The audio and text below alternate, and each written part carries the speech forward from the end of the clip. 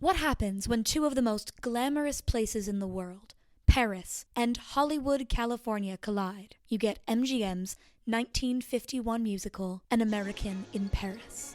An American in Paris is heralded as one of the greatest American musicals of our time, and it's easy to see why. Jerry Mulligan, portrayed by the one and only Gene Kelly, is an aspiring painter from America who has just moved to Paris in order to sell his art and find inspiration. His co-star, Leslie Caron, plays the idyllic contemporary ballet dancer Lisa, Jerry's main love interest for the film. The film addresses themes like love, longing, class divide, but most importantly, the struggle of being an artist, no matter where you are, who you are, or where you come from.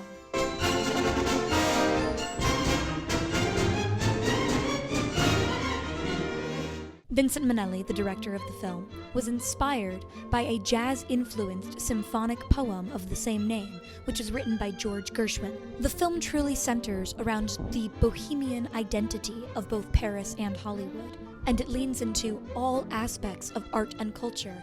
Minnelli's start directing in theater is easily understandable when you watch the film. The elements of music, set design, costume design, and exemplary choreography permeate the entire film, creating a sense of classic musical theater, celebrating artists of all kinds. This backdrop sets the proverbial stage for the story that will unfurl as Jerry begins to fall in love. Without further ado, let's talk about the design and the themes of An American in Paris.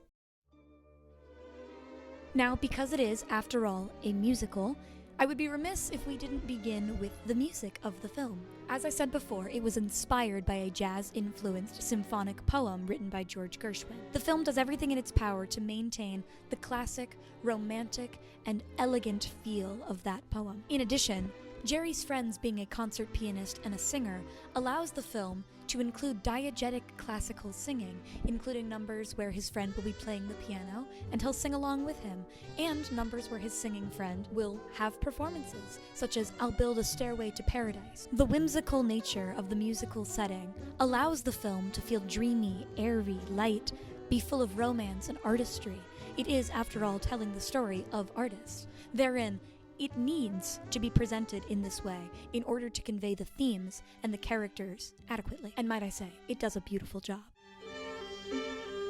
Further drawing on musical theater influences, An American in Paris adds to the bohemian feel of the streets of Paris with exceptional dance numbers, including ballet numbers, contemporary numbers, and, of course, Gene Kelly's tap dancing. This functions in a similar way to the music in the film, adding to the bohemian nature of the entire piece, allowing audiences to sense the freedom in the movement of Gene Kelly and Leslie Caron, as opposed to Milo, the rich, wealthy, older woman who tries to seduce Gene Kelly's character in the film. One of the major themes of the film is in fact class struggles and class divides, which can be seen best in the character of Milo, who chooses to sponsor Jerry Mulligan in order for him to like her. She uses her money to set up an exhibition, to get him a large studio, unlike anything he's had before, and yet he just can't return her feelings. The choreography of the film also beautifully mimics the way it is done in theater. Some of the movement pieces in this film function better than dialogue at communicating the character's feelings. For instance,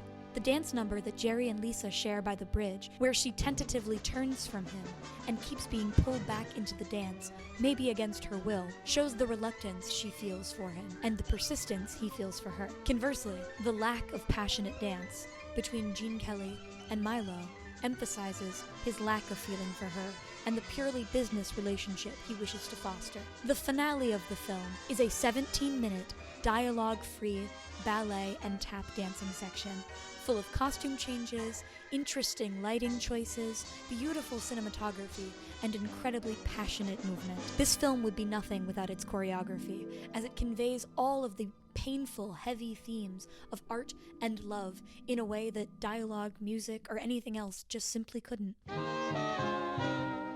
One of the most effective storytelling devices in the movie to display class divides are the set and costume designs. As we can see from Milo, she wears off-the-shoulder dresses, expensive designer things, handbags and furs, big hats, and complicated, restricted clothing. This helps to illustrate the lack of freedom and the rigidity she feels in an upper-class society. Meanwhile, Lisa and Jerry get to wear more free-flowing outfits. He wears shirts with more flow that he can dance in and move in comfortably. Lisa wears dresses and skirts that spin and flow as she dances and moves. This helps to illustrate the freedom that comes with being an artist as opposed to being someone chasing money, which helps to add to the overall theme in the film of classism and understanding that some things are simply more valuable than money. In addition, this paints a visual picture to help us understand why the film ends with Jerry choosing Lisa instead of Milo. The entire time, we're presented with visual cues that show how much better they work together and how much happier he would be with her as opposed to with Milo, who's offering him his dreams of being a successful painter, and yet he chooses to follow his passion instead of his work. The set design in the film also adds to the class divide, as we can see instances of children running through the busy streets, cheap cafes, and busy markets full of flowers and people, as opposed to the large, empty houses and walls at Milo's building. One of the most eloquent examples of this is at the very beginning of the film. We see Jerry's apartment, which is tight, cramped, cluttered with paint supplies, clothing, and other detritus, as he lifts his bed up into the air just to keep room for all his paint supplies. In contrast, when Milo offers him an art studio, it's the exact opposite of the place he's always worked in. It has high ceilings, big glass windows, emptiness everywhere, and much more luxury than Jerry feels he needs. This adds to the theme of rich people feeling like they can purchase passion and artistry, while Jerry knows he has to pursue it himself. Finally, on set design, the finale ballet number employs beautiful set design, as it appears that Jerry's artworks are literally coming to life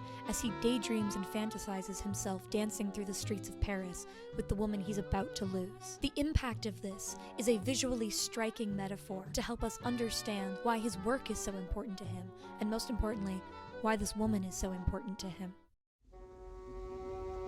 Overall, while on the surface, An American in Paris looks like a typical, fun, upbeat musical about an American painter struggling to find inspiration, under the surface, we can see larger themes of how artists are forced to sell themselves to a capitalistic structure, how they're forced to give up and abandon their passions in pursuit of success, and how important it is that they not. When we watch films like An American in Paris, we remember the raw, freeing feeling of being an artist, of dancing, singing, painting, and expressing ourselves in a way that is unfiltered and honest. We see the pitfalls of denying yourself who you are, what you want to make, and the kind of person you know yourself to be. We see through the 17-minute beautiful ballet near the end what it would be like to lose all that, the chaos and the turmoil that would reign inside our own heads if we were to abandon ourselves. An American in Paris reminds us not to.